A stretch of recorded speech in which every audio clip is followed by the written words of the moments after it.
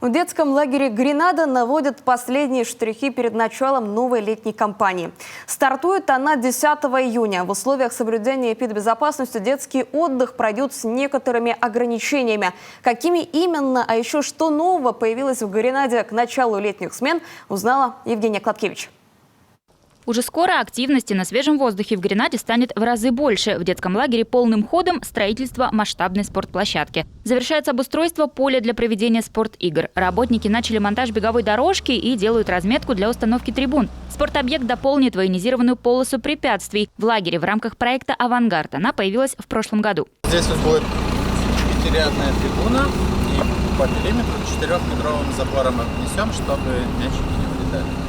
Программа отдыха в этом сезоне гарантированно пополнится новыми соревнованиями и сдачей норм ГТО. Министр образования Наталья Якимова подчеркивает, увеличение спортивной нагрузки лучше всего скажется на детях, отдыхающих в Гренаде по непростым причинам. Уже несколько лет при поддержке Министерства образования в детские лагеря Коми отправляются дети, состоящие на учете в полиции. Этим летом в Гренаду по плану отправят минимум 50 таких ребят. Эти ребята у нас отдыхают, обучаются здесь и проводят хорошо время. Как правило, для чего это делается? Чтобы несовершеннолетние не совершали впредь других правонарушений.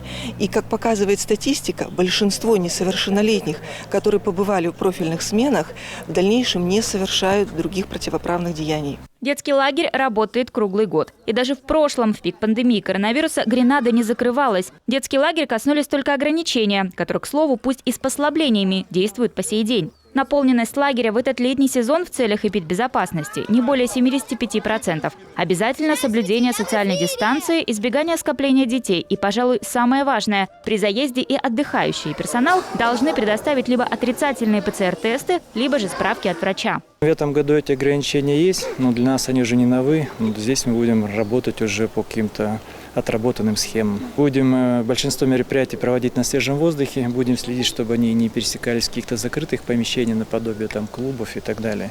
Я думаю, что насыщенность программы и интерес детей от этого не пострадает.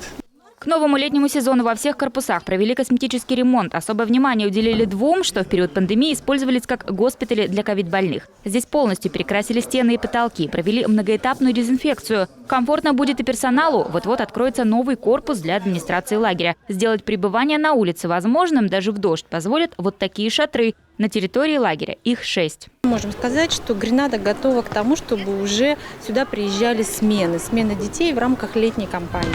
Нам важно было, чтобы детям как можно больше было возможности для реализации. Если творческая составляющая здесь всегда была, очень хорошо, что дети будут двигаться, физически укрепляться, спортивные мероприятия будут проходить. Поэтому акцент этого года был сделан именно на оснащение спортивной инфраструктуры в нашей Гренаде. Летний сезон в Гренаде продлится с 10 июня и до начала октября. Все места в лагере, к слову, уже заняты. Детей в возрасте от 6 до 18 будут распределять между 7 отрядами. На каждый по 2 вожатых и море положительных эмоций. Евгения Кладкевич, Олег Юшков, телеканал Юрган, Парчик.